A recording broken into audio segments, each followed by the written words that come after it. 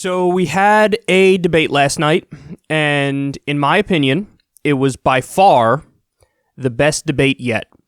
I think I said that after the last debate, but this one was definitely better than the last one.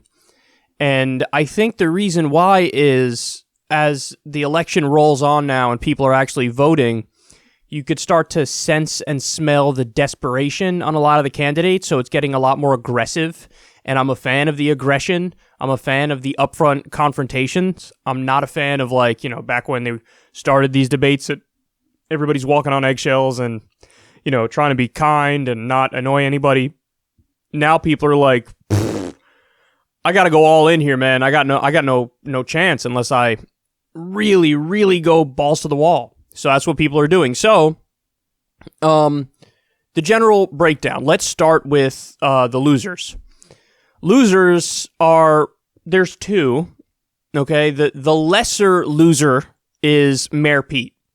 Mayor Pete, in my opinion, had a little bit of a sense of desperation about him. He was aggressive, but he wasn't aggressive in a way that was, receptive to the vibes of everybody on stage and everybody in the audience. He was aggressive in a way that, actively blocked out the way that his words were being perceived. And there was one moment in particular where he kept pestering Bernie Sanders about, the whole Bernie bro smear. And he was acting like, well, Senator, why is it your followers in particular who have a pattern of this? And Bernie, thankfully, started going on the defense on this topic. And he was like, listen, you want to talk about harassment? Come talk to Breonna Joy Gray. Come talk to Nina Turner. And they get vicious attacks, they get racist attacks, they get sexist attacks. This is the nature of the internet, man. Don't act like it's me specifically. And Pete just kept bringing it up and bringing it up and bringing it up to the point where you got this vibe around where everybody's like, dog, www.shuddy.com. Let's move on here. What are you doing? So he just came across as awkward and a little bit desperate. And outside of that, he did his normal, fake Obama routine, where he talks about how we can't have somebody representing one of the extremes like Mayor Bloomberg or Bernie Sanders being the nominee. What we need to do is pick somebody who can unite everybody, and he does his normal, he doesn't say anything. And apart from that, the only other policy stuff he brought in was going after Bernie again on Medicare for All, which is beyond silly because you're attacking him on his strength. All the exit polls in Iowa, all the exit polls in New Hampshire basically concluded the propaganda hasn't worked. You got 7 out of 10 in the exit polls that are like, I want Medicare for all. Not only do I want Medicare for all, I want to eliminate private health insurance. Even when you phrase the question in the way that's least kind to Medicare for all, they still support Medicare for all. So Mayor Pete just seemed like, he's using the wrong lines of attack. So I don't think he did well. He's also the only person on stage who didn't go after Bloomberg. Which brings me to my biggest loser. Mike Bloomberg got obliterated. I mean, it wasn't there were times where I'm watching it and I felt like I had to turn away. It's I don't know if you guys are like this, but I'm definitely like this. I can't watch extreme injuries. My mind just goes, no, stop. When I see back in the day, I think it was in WCW, the Wrestling Federation, Sid Vicious jumped off the top rope and tried to do a kick, and the leg just snapped. It snapped sideways, the one that he was trying to land on. And I remember watching that live, and I was mortified. I was scarred by it. And my buddy the next day was looking at it, oh, you want to see this? And I was like, no, I don't know. Of course I don't. Why would I want to see that? Were you crazy? And there were times in the debate where I felt like that about Mike Bloomberg, where everybody on stage, minus Mayor Pete, but everybody on stage was gut punch, haymaker to the face, and he's just bloodied, and he's standing there where am I right now? And it was endless, and his attempts to defend himself were just so feeble and meek. And it just, it was bad, dude. It was bad. They hit him on everything. They hit him on policy. They hit him on basically being a Republican. They hit him on the non-disclosure agreements that he has with various female employees of his, because I don't know if you guys know this, but a story broke a week or two ago, which showed that he has just as many, if not more, accusations of sexual harassment than Donald Trump does. So it was just endless. It was one after the other, after the other, after the other. They baited him into sounding like a flat Republican on stage, and he went after Bernie and basically called Bernie a communist. There were audible groans.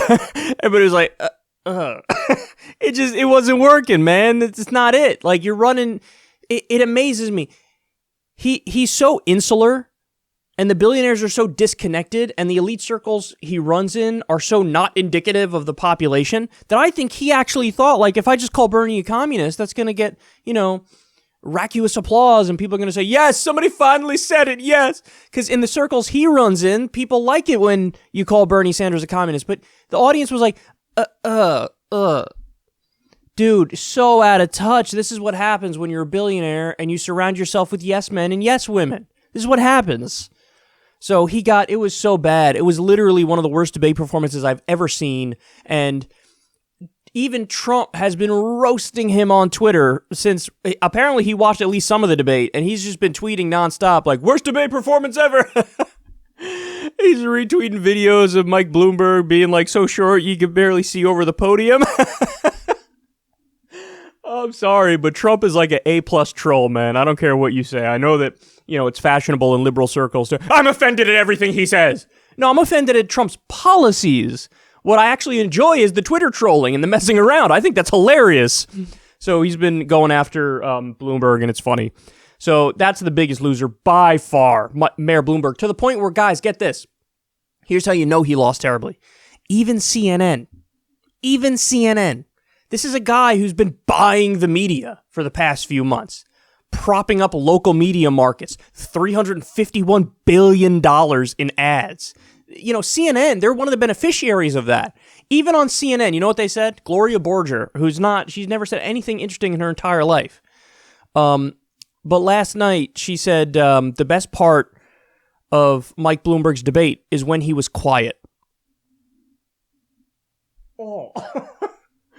Damn, Gloria. Wow. That's hilarious, and that's so true. Everybody started laughing at him. Oh my God. And then he's trying to do damage control, and it's like, nah, dog. You're not going to get away with that. I know, like, you're used to buying what you want, but you can't, like, buy the public reaction to your terrible debate performance. So anyway, now let me just talk about somebody who I think there was no change in a positive direction or a negative direction, Joe Biden. Joe Biden started out the debate actually really strong, in my opinion. Really strong. He was more coherent than usual. He was aggressive. He went for Mayor Bloomberg's jugular. And he landed some punches on him. It was actually pretty good. You saw flashes of the Biden that destroyed Sarah Palin and the Biden that destroyed Paul Ryan. He's not all there anymore, but every now and then you get a flash.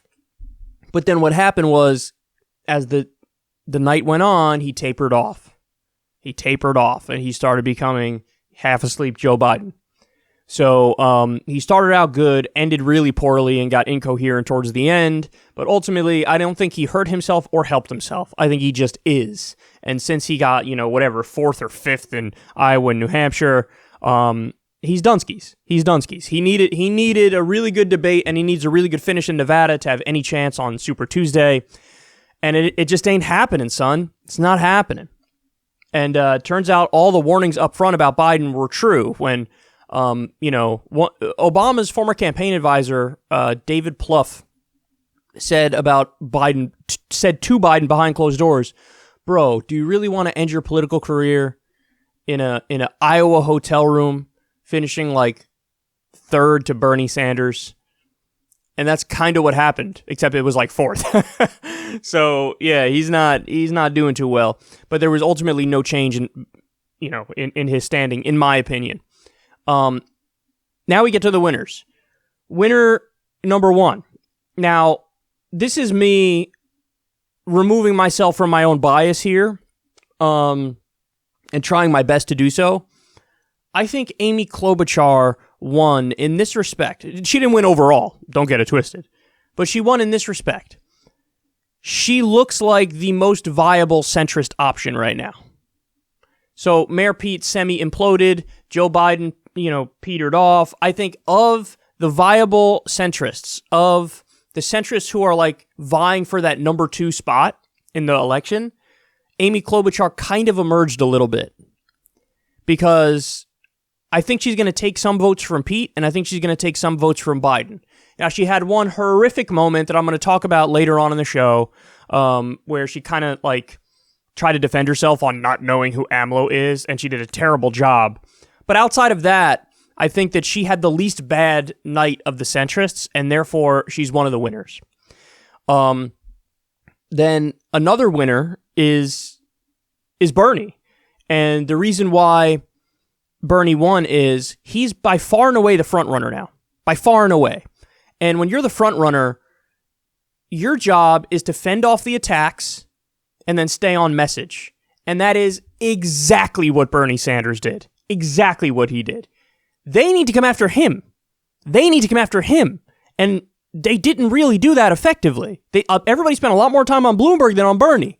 Now, I tweeted before the debate that I think the stupidity of the corporatists is going to kill them here. Because even at this late date, I think a lot of the corporatists are going to go, no, Bloomberg is the real threat. Bernie's not the real threat. Bernie's going to, kind of taper out. Because they think of Bernie in the same way that the Republicans thought of Trump. Where for the longest time they were like, no, it can't happen, right? There's no way this guy's going to win, right? That's exactly what they're doing with Bernie now. Come on. He'll taper off. There's no way. He's Bernie. Come on. He's not serious. Well, they took their eye off the ball. Bernie's the front runner. He's doing really well. He's the one who's like, by far and away the favorite now. But they really thought like, no, the real threat is Bloomberg. So most of the time was spent on Bloomberg and attacking Bloomberg. That's exactly what I predicted. That they're still naive and don't realize like, no, it's Bernie. Yeah, Bernie's the one. And so Bernie walked away unscathed yet again. And that's all he needed to do.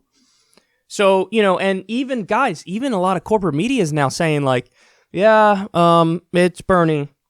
I mean, think about that. When he gets those people who despise him to bend the knee, countdown, son, tick tock. And then the final winner, who I actually think had the best night. I think that Warren did better than Bernie overall. I do. She was the most aggressive. She was the most on message. I think she did the most damage to Bloomberg, although Bernie did a number as well, and we're going to show both of those clips later. Warren going after Bloomberg and Bernie going after Bloomberg. But I do think she had the best night. But as my friend and recording artist JoJo says, it's just too little too late.